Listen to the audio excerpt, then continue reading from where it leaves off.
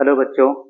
आज हम लोग पढ़ने वाले हैं क्लास 10th के विज्ञान के चैप्टर 1। इसका नाम है रासायनिक अभिक्रिया एवं समीकरण। तो हम लोग जैक बोर्ड 2026 के लिए जो नया बैच आज से ही प्रारंभ कर रहे हैं, जो कि पार्ट वाइज पार्ट आपके वीडियो आते रहेंगे। और आप सभी से रिक्वेस्ट रहेगा कि आप हमारे वीडियो को अच्छा से देखें, और जितने अच्छा से देखेंगे, अच्छा से सुनेंगे, तो ये ज़रूर है कि जितने भी चीज़ हम बताएंगे एकदम दिमाग में डायरेक्ट चला जाएगा, एकदम दिमाग में उतर जाएगा। तो चलिए स्टार्ट करते हैं अपने चैप्टर को, जिसका नाम क्या है, रासायनिक अभिक्रिया एवं समीकरण है। तो सबसे पहले हम लोग जानेंगे कि रासायनिक अभिक्रिया कहते किसको है, रासायनिक अभिक्रिया किसे कहा जाता है। तो रासायनिक अभिक्रिया, देखिए, जब दो या दो से अधिक पदार्थ आपस में क्रिया करके एक नए पदार्थ बनाते हैं तो उसे हम लोग रासायनिक अभिक्रिया कहते हैं। जैसे कोई अगर दो पदार्थ है, दो पदार्थ मिलकर के कोई एक पदार्थ बन जा रहा है, तो उसको हम लोग क्या बोलेंगे, रासायनिक अभिक्रिया। जैसे हम यहाँ एक उदाहरण ले लेते हैं कि अगर कोई पदार्थ ए है और कोई पदार्थ क्या है, बी है। जब ये दोनों मिलेंगे तो इसका निर्माण होगा ए बी। यानी ये जो हो रहा है, ए और बी आपस में क्या कर रहे हैं, क्रिया कर रहे हैं, मिल रहे हैं, और मिल करके क्या कर रहे हैं, एक नया पदार्थ का निर्माण कर रहे हैं। तो इसी को हम लोग कैसे बोलेंगे, रासायनिक अभिक्रिया। यानी रासायनिक अभिक्रिया वैसे अभिक्रिया जब दो या दो से अधिक पदार्थ आपस में क्रिया करके, मतलब आपस में मिल करके एक नए पदार्थ का निर्माण करते हैं, तो उसी को हम लोग बोलते हैं रासायनिक अभिक्रिया। और रासायनिक अभिक्रिया जो होता है हमारे दैनिक जीवन में बहुत सारे होता है। जैसे हम लोग यहाँ उदाहरण लेते हैं, दूध का फटना, दूध का दही में बन जाना, दूध का फटना भी एक रासायनिक अभिक्रिया है। लोहे में जंग लगना, लकड़ी का जलना, कागज का जलना, हम लोग जो श्वसन लेते हैं, श्वसन श्वसन यानी सांस लेते हैं, ये भी क्या है, रासायनिक अभिक्रिया है। तो हमारे दैनिक जीवन में बहुत सारे ऐसे रासायनिक अभिक्रिया है। जैसे हाइड्रोजन का और ऑक्सीजन का मिल जाना, मिल करके जल बनना, ये भी क्या है, रासायनिक अभिक्रिया है। तो रासायनिक अभिक्रिया के लक्षण देख लेते हैं हम लोग कि रासायनिक अभिक्रिया के जो है वो लक्षण क्या है। तो रासायनिक अभिक्रिया जब होगा, रासायनिक अभिक्रिया, तो कौन कौन से परिवर्तन दिखाई देते हैं, माने कौन कौन से लक्षण दिखाई देते हैं। तो सबसे पहले है क्या चीज, रंग में परिवर्तन। यानी जब रासायनिक अभिक्रिया होगा तब पदार्थों के रंग में परिवर्तन होगा, कलर में चेंजेस हो गए। जैसे कि देखते हैं हम लोग लोहा, लोहे पर जब जंग लगता है तो उसका जो कलर है हल्का रेड या भूरे कलर का हो जाता है। ये किसके कारण से होता है, तो लोहा जो होता है उसमें ऑक्सीजन क्या करता है, अभिक्रिया करता है, जिसके कारण से क्या होता है, लोहे पे कलर चेंज हो जाता है। तो ये कब होगा, जब रासायनिक अभिक्रिया होगा तब। यानी जब रासायनिक अभिक्रिया होता है तो पदार्थों के कलर में चेंजेस होते हैं। यानी पदार्थ क्या करते हैं, उसके कलर में, रंग में क्या होंगे, परिवर्तन होंगे। ये हो गया, समझ में आ गया। आगे हम लोग देखते हैं क्या चीज, ताप में परिवर्तन। ताप में तापमान, टेम्परेचर, ठीक है। तो जब रासायनिक अभिक्रिया होता है तो क्या होता है, पदार्थों के टेम्परेचर यानी उसके तापमान में परिवर्तन हो जाता है, चेंज हो जाता है।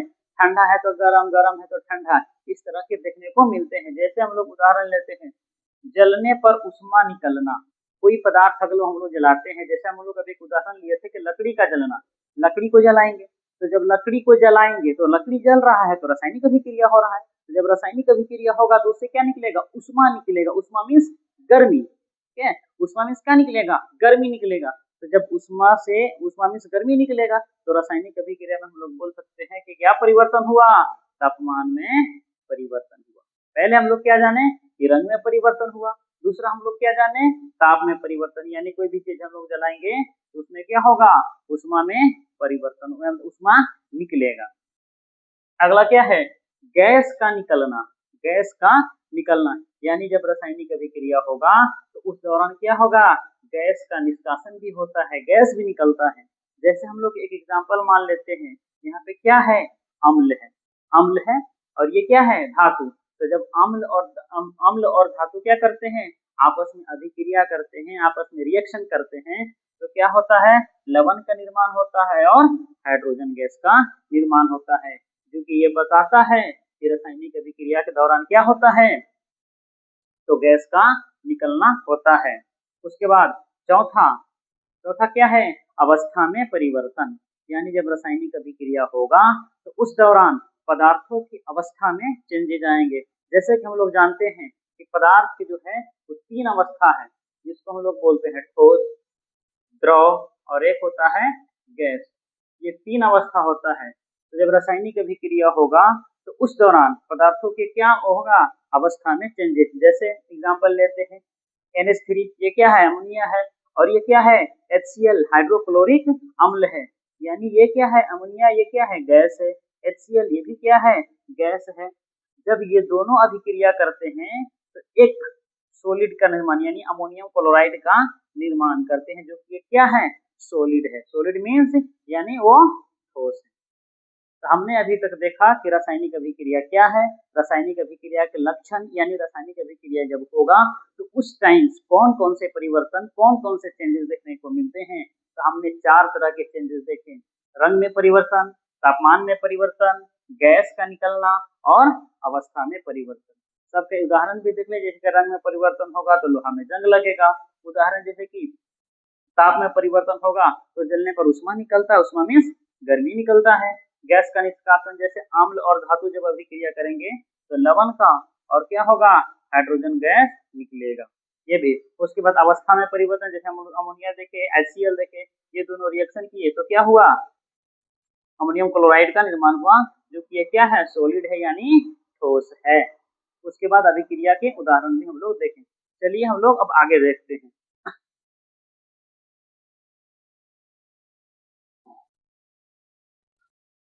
अब हम लोग जानेंगे रासायनिक समीकरण के बारे में। हमने अभी पढ़ा रासायनिक अभिक्रिया के बारे में, अब हम लोग जानेंगे किस चीज के बारे में, तो रासायनिक समीकरण के बारे में। चलिए देखते हैं कि रासायनिक समीकरण किसे कहा जाता है। तो रासायनिक अभिक्रिया को संकेतों एवं सूत्रों के द्वारा लिखना रासायनिक समीकरण। जब रासायनिक अभिक्रिया होगा तो उसके सूत्र के द्वारा, उसके संकेतों के द्वारा लिखना क्या कहलाता है, रासायनिक अभिक्रिया कहलाता है। उदाहरण से समझते हैं, जैसे यहाँ हाइड्रोजन, ये संकेत नहीं, ये नाम है। ऑक्सीजन, ये नाम है, ये संकेत नहीं है। तो जब जानते हैं कि जब हाइड्रोजन और ऑक्सीजन मिलते हैं तो क्या होता है, जल का निर्माण होता है। तो हम यहाँ हाइड्रोजन का संकेत क्या लिख दिए, H2, ऑक्सीजन के क्या लिख दिए, O2, और ये दोनों मिलके क्या हो गया, H2O का निर्माण हुआ। तो यही जो होता है, यही क्या कहलाता है, रासायनिक समीकरण कहलाएगा। ये क्या कहलाएगा, रासायनिक समीकरण कहलाएगा। यानी रासायनिक समीकरण किसको बोलेंगे, तो रासायनिक अभिक्रिया को संकेतों एवं सूत्रों के द्वारा लिखना, उसके सूत्र के द्वारा, उसके संकेत के द्वारा रासायनिक अभिक्रिया को लिखना क्या कहलाता है, तो रासायनिक समीकरण कहलाता है। आगे हम लोग देखेंगे क्या चीज, संतुलित रासायनिक समीकरण। संतुलित रासायनिक समीकरण, संतुलित का मतलब होता है बैलेंस, संतुलित का मतलब होता है बैलेंस करना। अब देखते हैं कि संतुलित रासायनिक समीकरण किसको बोलते हैं। तो जिस समीकरण में तीर के निशान के बाईं ओर और दाईं ओर के परमाणुओं की संख्या बराबर हो तो उसे संतुलित रासायनिक समीकरण कहते हैं। यानी जब रासायनिक, जैसे हम लोग देखें कि यहाँ पे क्या हुआ था, रासायनिक समीकरण लिखे, ये इधर वाला भाग हो गया और ये भाग हो गया, मतलब ये हाइड्रोजन और ये ऑक्सीजन, दोनों क्या किया, अभिक्रिया किया। अभिक्रिया करने के बाद क्या हुआ, H2O का निर्माण हुआ, मतलब क्या चीज का निर्माण हुआ, जल का निर्माण हुआ।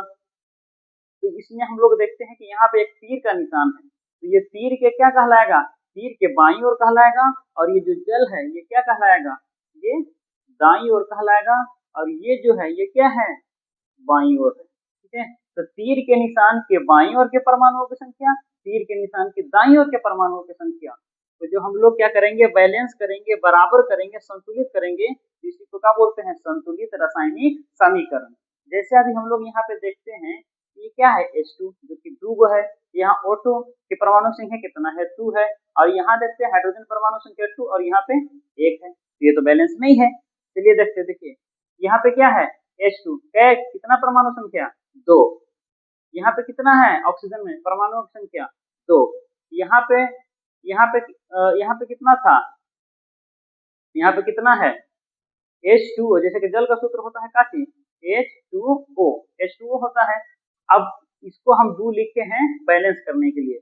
क्यों लिखे हैं? क्योंकि यहाँ पे दो हाइड्रोजन पहले से है, यहाँ भी दो ऑक्सीजन है, तो यहाँ भी उतना ही हाइड्रोजन उतना ही ऑक्सीजन होना चाहिए। ठीक है, तो हम लोग देखते हैं कि क्या यहाँ पे ऑक्सीजन का वो है दो गो, यानी इसमें गुना होगा, इससे गुना होता है, तो इसमें ऑक्सीजन का हुआ दो गो, यहाँ हाइड्रोजन का हो गया दो गो पहले से, यहाँ दो गो यहाँ हो गया, तो दो दूना कितना चार, तो यहाँ पे हाइड्रोजन कितना होना चाहिए चार।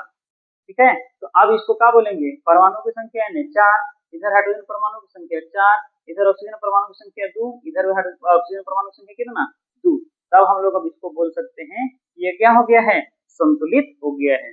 जैसे हम यहाँ अगर लिख देते हैं कि 2A plus 2B plus AB, अगर हम इस तरह से लिख देते हैं एग्जाम्पल समझने तो देखेंगे यहाँ एक कितना है तो दो, बी कितना है तो दो, यहाँ ए कितना है तो एक, यहाँ बी कितना है तो कितना है एक। तो अब इसको हम लोग क्या करेंगे थे, इधर जितना है उतना ही इधर भी करना होगा नंबर, इधर ए का एगो है दो गो तो इधर भी दो गो करना होगा, इधर बी का एगो है दो गो तो इधर भी करना होगा तो दो, तो हम क्या करेंगे इसके आगे दो लगा देंगे, ये दो ए भी दो गो हो गया और बी भी क्या हो गया दो हो गया।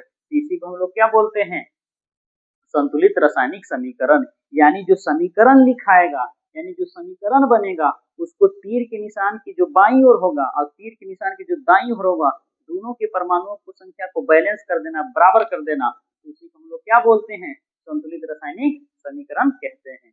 आगे हम लोग जानते हैं अभिकारक और उत्पाद। अभिकारक और उत्पाद, अब देखते हैं कि अभिकारक किसको बोलते हैं और उत्पाद किसको बोलते हैं। तो जो पदार्थ रासायनिक अभिक्रिया में भाग लेते हैं उसे अभिकारक कहते हैं। अभिकारक किसको बोलेंगे, तो जो पदार्थ रासायनिक अभिक्रिया में भाग लेते हैं उसे क्या बोलते हैं, उसको अभिकारक बोलते हैं। और उत्पाद, जब अभिकारक मिल करके जो नया पदार्थ बनाएगा उसी को हम लोग क्या बोलेंगे, उत्पाद। जैसे सी यानी कार्बन, O2 यानी ऑक्सीजन, जब मिलेंगे तो क्या बनाएंगे, कार्बन डाइऑक्साइड। तो यहाँ पे ये क्या है, सी यानी कार्बन यानी ऑक्सीजन, तीर के निशान की ये जो बाईं ओर है इसको हम लोग क्या बोलेंगे, अभिकारक। अभिकारक यानी रासायनिक अभिक्रिया में भाग कौन ले रहा है, तो कार्बन ले रहा है ऑक्सीजन, और ये दोनों भाग लेके क्या बना रहा है, कार्बन डाइऑक्साइड। तो इसको हम लोग क्या बोलेंगे, उत्पाद बोलेंगे। क्या बोलेंगे, उत्पाद। तब हम लोग को समझ में आ गया कि अभिकारक किसको बोलेंगे। तो अभिकारक जो पदार्थ रासायनिक अभिक्रिया में क्या करते हैं, भाग लेते हैं, जो पदार्थ रासायनिक अभिक्रिया में भाग लेते हैं उसको हम लोग क्या बोलते हैं, अभिकारक। और अभिकारक से मिल करके जो पदार्थ बनता है उसको हम लोग बोलते हैं उत्पाद। तो हम लोग क्या बोलते हैं, उत्पाद। तो यहाँ तक समझ में आ गया। आगे देखते हैं, आगे हम लोग जानेंगे कि आखिर हम लोग कैसे करते हैं जो रासायनिक समीकरण है उसको संतुलित जो है कैसे किया जाता है, रासायनिक समीकरण को संतुलित कैसे किया जाता है। तो चलिए हम लोग देखते हैं और इसको क्या करते हैं, रासायनिक समीकरण को संतुलित करते हैं।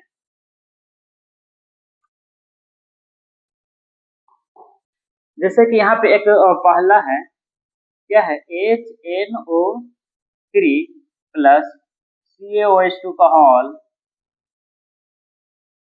फिर के निशान CaNO3 प्लस H2।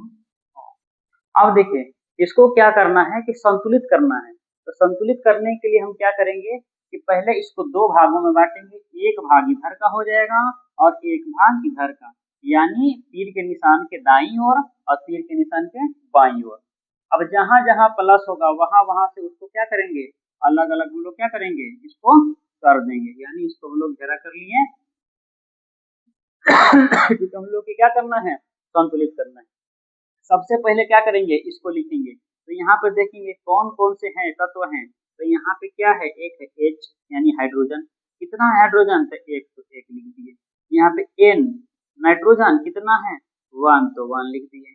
यहाँ पे ऑक्सीजन कितना है, 3 लिख दिए। और इसके बाद इसको क्या करेंगे, इस तरह से ब्रैकेट से बंद कर देंगे। उसके बाद इसको लिखेंगे Ca यानी कैल्शियम, Ca यानी कैल्शियम कितना है 1। O O कितना है ऑक्सीजन 1। सॉरी, इसमें 2 से इसमें गुना होगा, तो यहाँ पे कितना हो जाएगा ऑक्सीजन 2। हाइड्रोजन कितना है 2।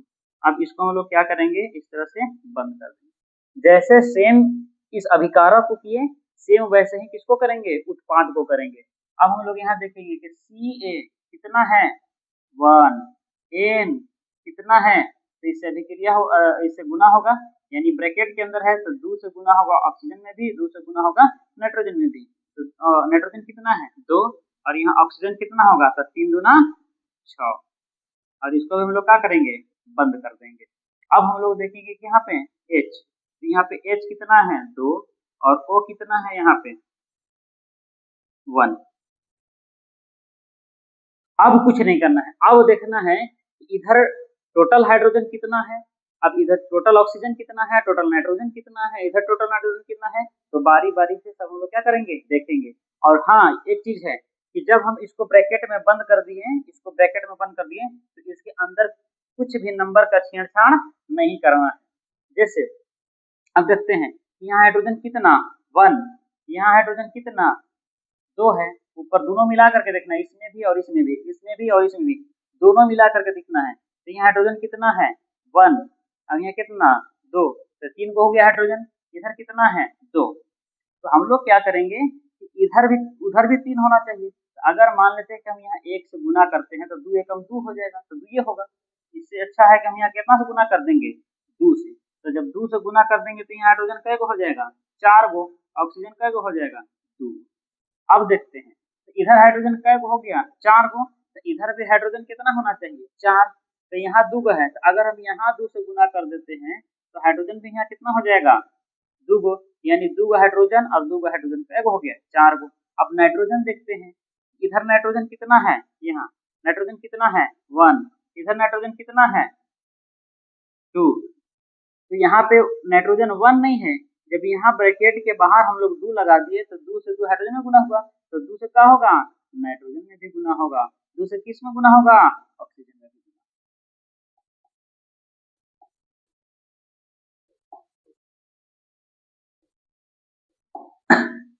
तो यहाँ पे देखते हैं हाइड्रोजन कितना 2 गो यहाँ और 2 गो यहाँ 4 गो, इधर कितना हाइड्रोजन 4। उसी प्रकार यहाँ पे फिर देखते हैं कि नाइट्रोजन कितना है, तो 2 नाइट्रोजन है, यहाँ कितना नाइट्रोजन 2 बराबर है। इधर ऑक्सीजन कितना है, तो यहाँ पे ऑक्सीजन है 6 गो यहाँ और 2 गो यहाँ, कितना है 6 2 8। इधर देखते हैं ऑक्सीजन कै गो, तो 6 गो यहाँ और 2 गो यहाँ, कितना है 8, तो ऑक्सीजन भी बराबर हो गया। अब उसके बाद देखते हैं कैल्शियम, कैल्शियम में कितना है 1, तो कैल्शियम यहाँ पे कितना है 1, यानी बराबर। अगर वैसे भी नहीं समझ में आए तो इधर हम लोग लिख लेंगे क्या क्या इसमें भाग लेने किया है, तो हाइड्रोजन लिया है, नाइट्रोजन लिया है, ऑक्सीजन लिया है और कैल्शियम लिया है। जैसे कि हम लोग देखें दोनों अभिकारक को हम लोग जोड़ के देखेंगे कितना तत्व है इधर, कितना परमाणु संख्या उधर है, कितना इधर है, दोनों को हम लोग क्या करेंगे देखेंगे। तो जैसे कि हम लोग यहाँ पे देखें कि हाइड्रोजन कै गो है 2 गो यहाँ और 2 गो यहाँ 4 गो, तो चलिए हम लोग 4 लिख दिए, ठीक है 4 गो इधर था। तब देखेंगे क्या इधर भी 4 गो है, तो हाँ ये 4 गो है, तो इसका मतलब क्या हो गया ये मिल गया हमको, यानी उधर उत्पाद का और अभिकारक का दोनों में क्या है हाइड्रोजन बैलेंस है, यानी बराबर है, यानी संतुलित है। आगे हम लोग देखेंगे नाइट्रोजन, नाइट्रोजन है कितना है 2, यहाँ देख लेंगे पूरा ऊपर से नीचे कितना है 2, इधर भी कितना है 2, तो लिख देंगे 2, चलो ये भी क्या हो गया मिल गया बराबर। उसके बाद कैल्शियम यहाँ पे क्या कितना है 1, इधर कैल्शियम कितना 1, यानी हमको कैल्शियम क्या हो गया 1 मिल गया, चलिए बराबर हो गया, ठीक है। इधर ऑक्सीजन देखते हैं, ऑक्सीजन कितना है 6 और 2 8, इधर भी कितना है 2 यहाँ और 6 यहाँ, कितना 8, यानी ये भी क्या हो गया मिल गया। तो जब बराबर दोनों साइड से हो जाए इसी को हम लोग क्या बोलते हैं, इसी को हम लोग क्या कहते हैं कि समीकरण का हो गया संतुलित हो गया।